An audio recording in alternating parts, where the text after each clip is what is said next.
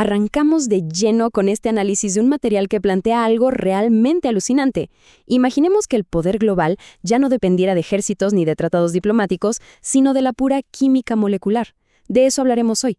Vamos a explorar una teoría fascinante sobre cómo controlar las moléculas más básicas de nuestro entorno podría literalmente rediseñar el mapa de la soberanía mundial. Nuestra hoja de ruta de hoy va directo al grano. Empezaremos con el poder oculto del amoníaco, pasaremos a la minería urbana, la magia de convertir azúcar en materiales avanzados, el concepto del monopolio termodinámico invisible y, para cerrar, veremos cómo todo esto se traduce en soberanía tecnopolítica. Punto número 1. El poder oculto del amoníaco.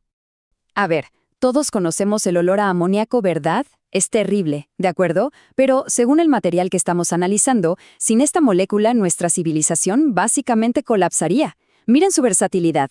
En el campo de la energía nos sirve para almacenar hidrógeno y como combustible marítimo con 0 emisiones de carbono.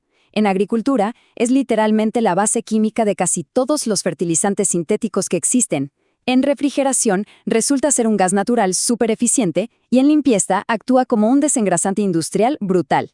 Viéndolo así, en estos 4 pilares clave, queda clarísimo por qué tener el control del amoníaco es una mina de oro geopolítica.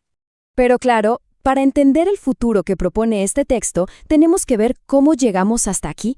El documento nos habla del famoso proceso Haber-Bosch. Básicamente, fue un hackeo tecnológico de principios del siglo XX que nos permitió sacar nitrógeno del aire para sintetizar amoníaco. Fue un invento revolucionario, sí, pero con un costo oculto gigante. Nos hizo totalmente adictos a los combustibles fósiles, como el gas natural, porque se requiere muchísima energía para generar el calor y la presión extremas que necesita el método. Y aquí es donde las fuentes nos presentan un contraste fascinante. Por un lado, tenemos ese método centenario, hipercentralizado y devorador de energía fósil. Y por el otro, el documento propone un enfoque radical de economía circular, la minería de residuos descentralizada. Hablamos de un modelo modular que va directo a la ciudad. En lugar de quemar gas natural a lo loco, usa la basura orgánica municipal y aprovecha los vacíos y gradientes térmicos naturales. En pocas palabras, hace que la química trabaje casi sola, sin requerir ese esfuerzo termodinámico tan masivo. Esto nos lleva de lleno a nuestra segunda sección, la minería de los residuos de la ciudad.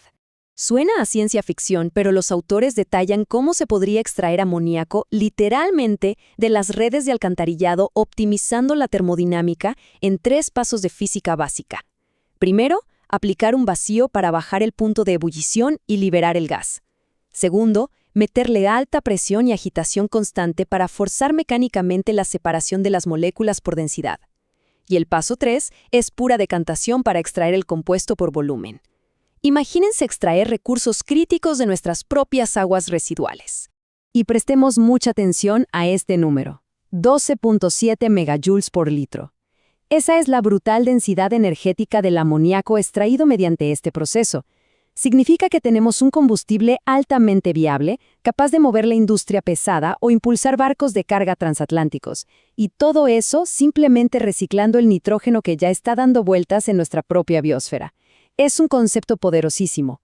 Entonces, la pregunta del millón que plantea el texto surge de inmediato: si la termodinámica funciona a la perfección y es tan eficiente, ¿por qué no estamos implementando esto a escala global ahora mismo? Bueno, resulta que la física es fácil, pero la burocracia no.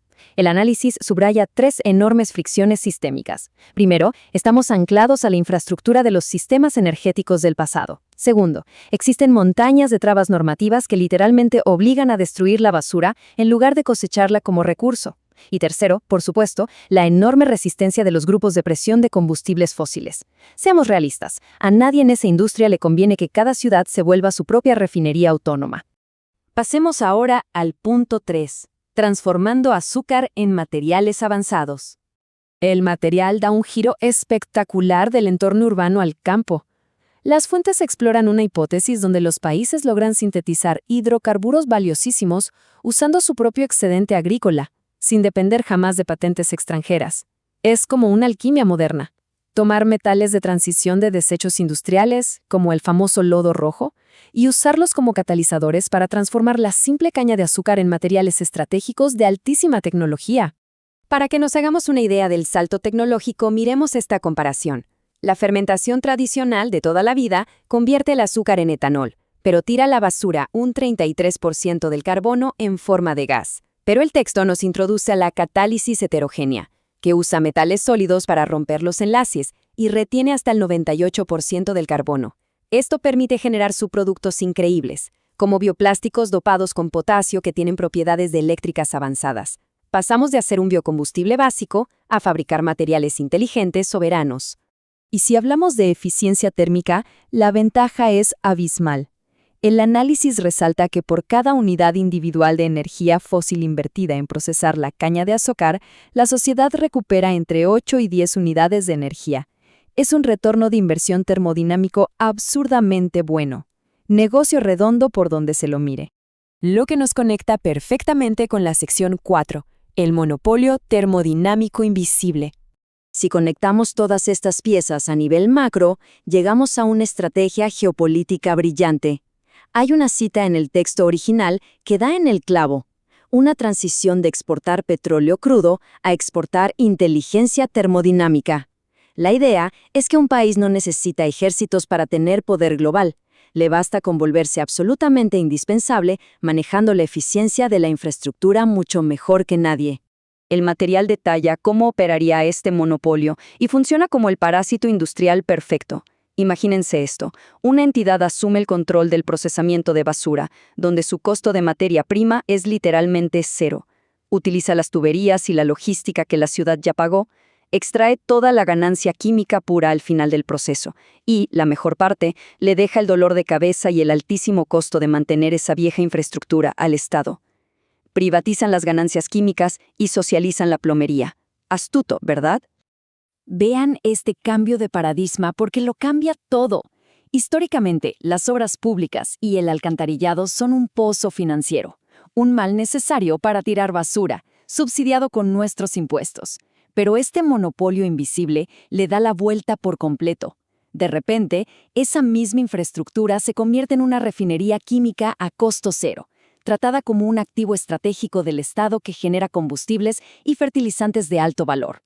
Al ofrecer limpiar una ciudad a precios bajísimos, una entidad se adueña silenciosamente de la soberanía química de una región entera, escudándose en que simplemente están dando un servicio ecológico.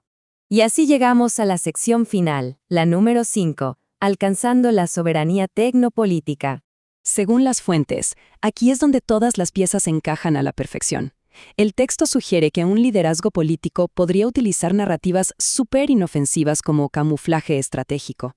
Hablar de programas ecológicos o agricultura sustentable no asusta a ningún rival internacional, pero detrás de ese escudo inofensivo construyes en secreto una infraestructura brutal para sintetizar biopolímeros reactivos y materiales avanzados. Esto se lee literalmente como un manual para hackear la burocracia tradicional. Los autores listan tácticas clarísimas: establecer un control central sobre los datos y la identidad digital, usar redes de agentes en enjambre para desplegar políticas súper rápido, reclasificar legalmente la basura como un activo estratégico nacional, y finalmente usar todos esos excedentes internos para lograr una inmunidad total contra cualquier bloqueo extranjero. Si controlas el flujo de datos y el flujo de la materia, desde la basura misma, nadie puede detenerte. El análisis cierra con una frase contundente: el nuevo monopolio se come al viejo. Y es que la conclusión de los autores es casi inevitable.